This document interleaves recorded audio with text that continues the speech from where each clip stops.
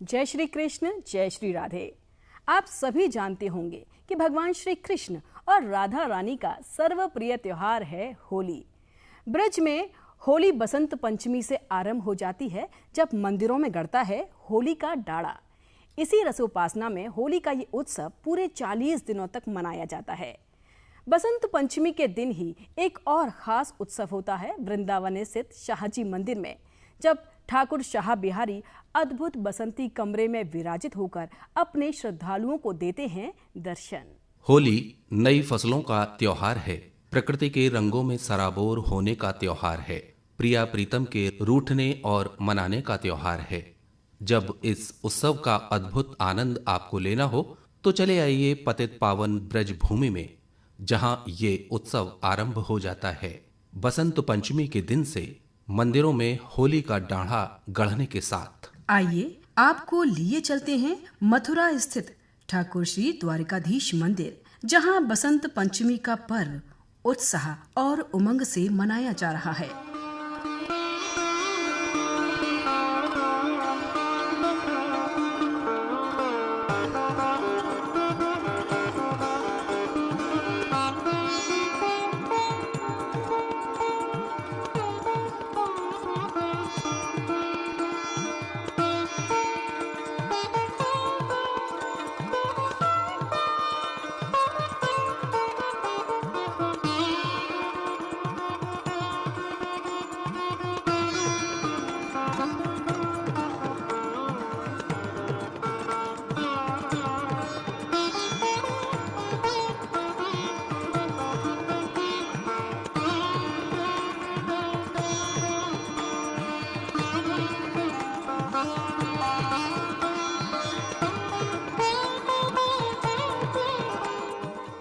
इस उत्सव के बारे में बता रहे हैं ब्रज संस्कृति के जानकार पद्मश्री मोहन स्वरूप भाटिया।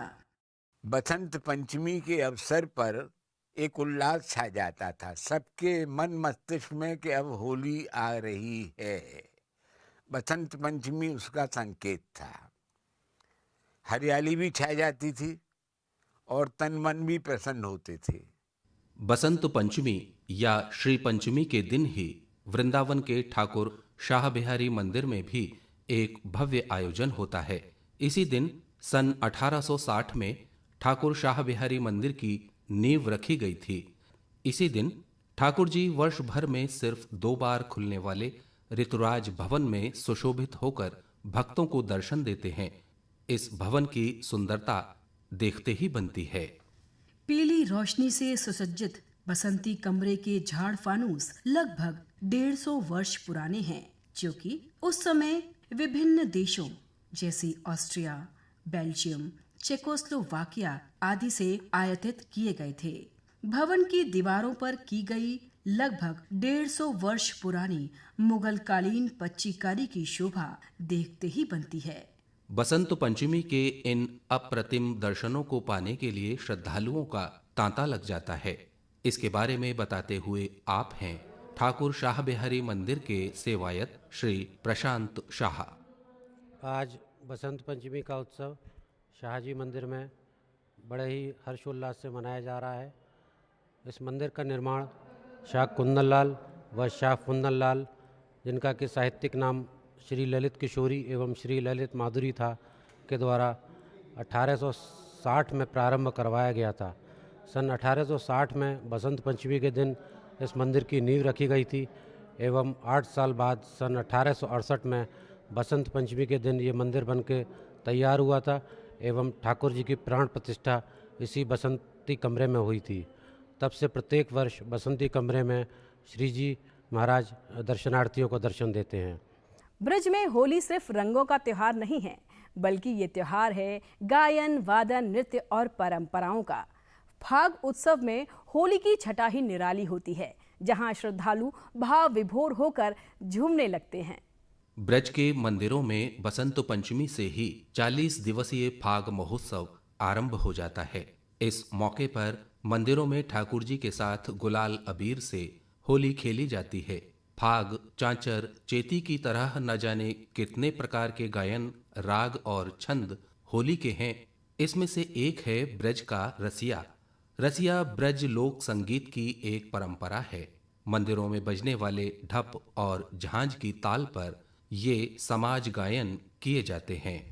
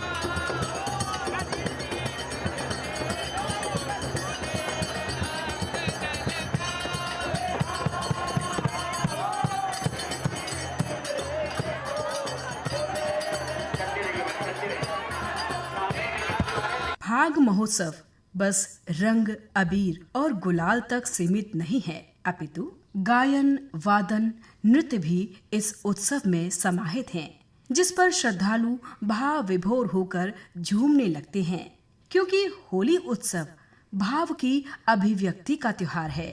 मंदिर में ये भाव सिर्फ भगवान और भक्त का है, क्योंकि ये गायन लोक का अपना गायन है, इसलिए इसे सभी गाते हैं और इस पर सभी झूमते हैं।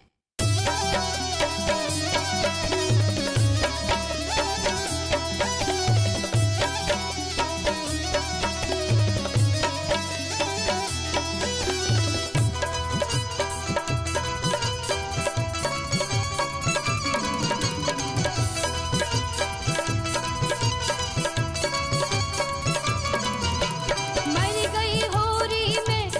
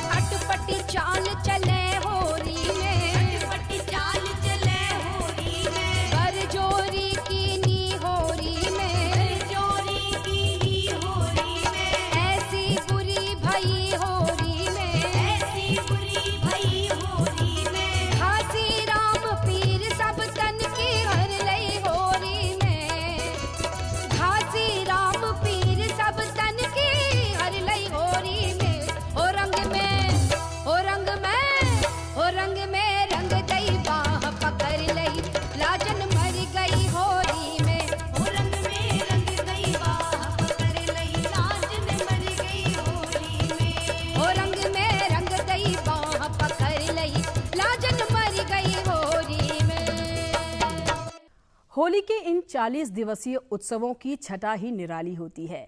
तब इस पूरे ब्रज में राग रंग, मौज मस्ती, हास परिहास, नृत्य, गायन, वादन हो रहा होता है। ब्रज में फाग उत्सव लोक जीवन में भी अपना अलग महत्व रखता है और उसे मनाने के अपने अलग अलग तरीके होते हैं। तो आइए आपको दिखाते हैं इन फाग उत्सव से सराबोर ब्रज भूमि को। ब्रज में होली के उत्सव में आनंद की वर्षा पूरे 40 दिनों तक बरसती है। ब्रज के मंदिरों में एक तरफ रंग, अबीर, गुलाल होता है तो दूसरी तरफ गायन वादन से पूरा वातावरण मंत्रमुग्ध कर देने वाला होता है। वहीं लोक जीवन में भी इस उत्सव को भिन्न भिन्न प्रकार से मनाया जाता है। इसी श्रृंखला में विभिन्न सांस्कृतिक कार्यक्रम आयोजित होते हैं। आइए देखते हैं उसकी कुछ झलकियां।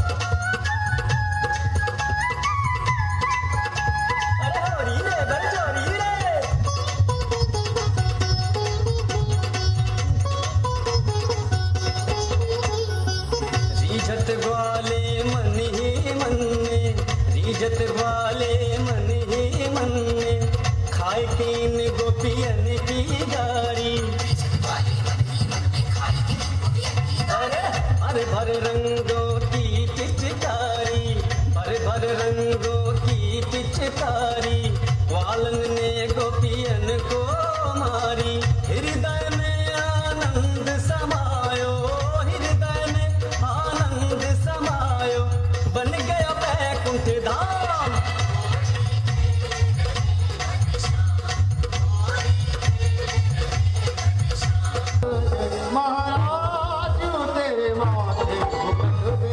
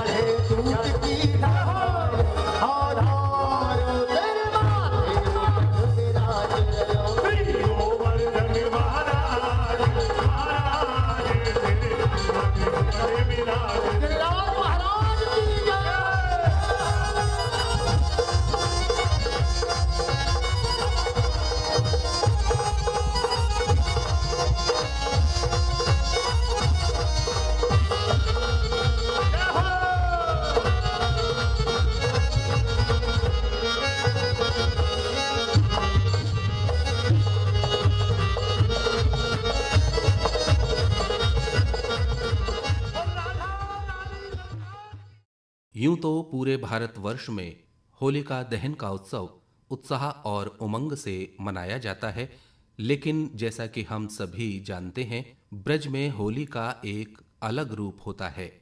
मथुरा के फालेन गांव में होलिका दहन परंपरागत रूप से मनाया जाता है। इसमें भक्त प्रहलाद की लीला भी शामिल है, जो हर वर्ष मथुरा के गांव फालेन में होती है। होली पर एक पंडा धधकते हुए अंगारों पर चलता है, जिसमें प्रहलाद और होलिका दहन की पौराणिक गाथा की परंपरा एक बार फिर जीवंत हो उठती है। बरसाना और नंदगांव की विश्व प्रसिद्ध होली के बारे में कौन नहीं जानता। ये अद्भुत और अलौकिक होली आज भी द्वापरकालीन परंपराओं का निर्वहन करते हुए मनाई जाती है। नंदगांव और बरसाना के बीच का ये प्रेम संबंध आज भी इन उत्सवों के माध्यम से उजागर होता है। नंदगांव और बरसाने के बीच होली माधुर्य रस की उपासना का अंग है, जिसकी परंपरा 5000 वर्ष से भी ज्यादा प्राचीन है। ब्रज की महारानी श्री राधा रानी के गांव बरसाने में होली से 8 दिन पहले फाल्गुन मास के शुक्ल पक्ष की अष्टमी के दिन लड्डू होली मनाई जाती है। लड्डू होली, जैसा कि इसके शीर्षक से ही पता चलता है कि बरसाना में लड्डुओं की होली होती है, माना जाता है कि ये अनोखी प्रथा द्वापर काल से ही चली आ रही है। जब सखियां नंदगांव जाकर कन्हैया को बरसाना में होली खेलने का आमंत्रण देने गईं, तब आमंत्रण स्वीकारने पर प्रसन्नता के साथ ही बरसाना में लड्डू की होली मनाई जाती है। बरसाना के लाडलीजू मंदिर प्रांगण में सैकड़ों किलो लड्डू बरसाए जाते हैं। इस लड्डू होली को देखने के लिए देश विदेश से श्रद्धालु आते हैं और लड्डू का प्रसाद पाकर स्वयं को धन्य मानते हैं। फाल्गुन मास की नवमी के दिन नंदगांव के ग्वाले हाथों में ढाल और सिर पर सुरक्षा कवच पगड़ी पहने हुए चले आते हैं बरसाना की रंगीली गली में, जहां चमचमाती लाठियां लिए होरियारिन भी तैयार होती हैं।